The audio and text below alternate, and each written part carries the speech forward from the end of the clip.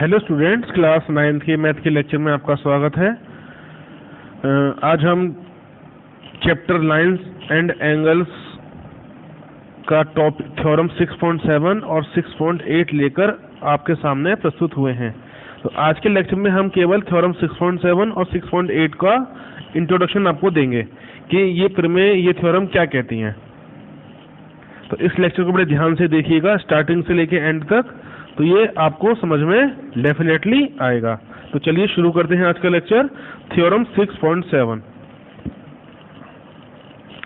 Theorem 6.7 ये कहती है कि ट्रायंगल के तीनों एंगल का सम 180 डिग्री होता है। तो इसको हम समझेंगे क्या मतलब हुआ इसका। तो ये ट्रायंगल ए, बी और सी है, ठीक है।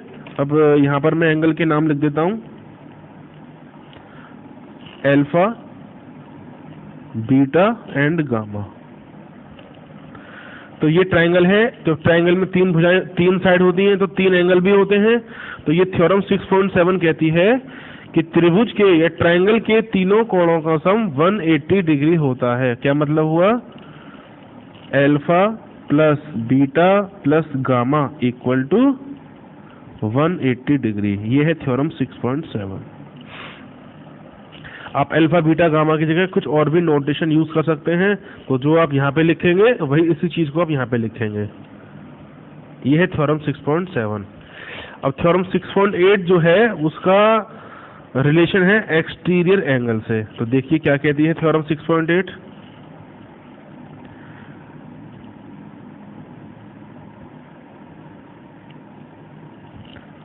ये ट्रायंगल है ए, बी और सी।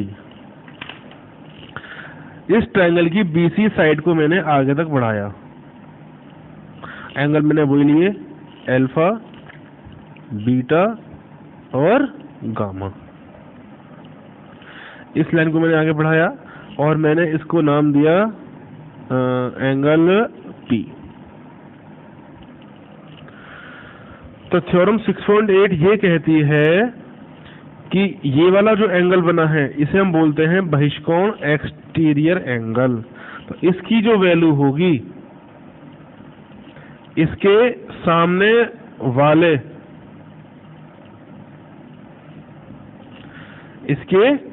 सामने वाले एंगल के सम के बराबर होगी।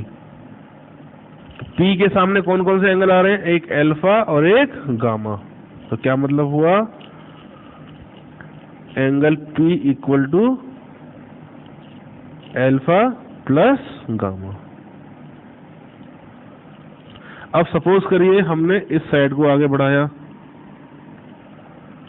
और हमने इसको नाम दिया एंगल Q। अब जो Q की वैल्यू होगी, अब Q की जो वैल्यू होगी अब वो किसके बराबर होगी? अब देखिए Q के सामने कौन कौन से एंगल आ रहे हैं? बीटा और गामा। अब मैंने इस साइड को आगे बढ़ाया, अब मैंने इसको लिया, इसको मैंने लिखा R। तो एंगल R किसके बराबर होगा? बीटा प्लस अल्फा के। जब क्वेश्चन करेंगे तो केवल एक ही एक्सटीरियर एंगल काउंट होगा। ये तो मैंने आपको समझाया कि अगर मैं इसको लूं तो क्या होगा, इसको लूं तो क्या होगा, इसको लूं तो क्या होगा। तो जो ध्यान देने वाली बात है वो ये है कि जो एक्सटीरियर एंगल आपने लिया है उसके साथ जो अटैच होगा वो नहीं लेना है। अच्छा, वो नहीं लोगे तो जो बाकी के दो बचे हुए हैं उनका सम कर दीजिए, वही वैल्यू उस एक्सटीरियर एंगल की होगी। तो इसी प्रॉपर्टी का यूज करते हुए आगे के सारे क्वेश्चंस होंगे, चाहे वो एग्जाम्पल हो या एक्सरसाइज 6.3 हो। तो अगले लेक्चर में हम आपसे मिलेंगे एग्जाम्पल 7 और 8 के साथ, ठीक है। तो तब तक के लिए मुझे आज्ञा दीजिए। नमस्कार।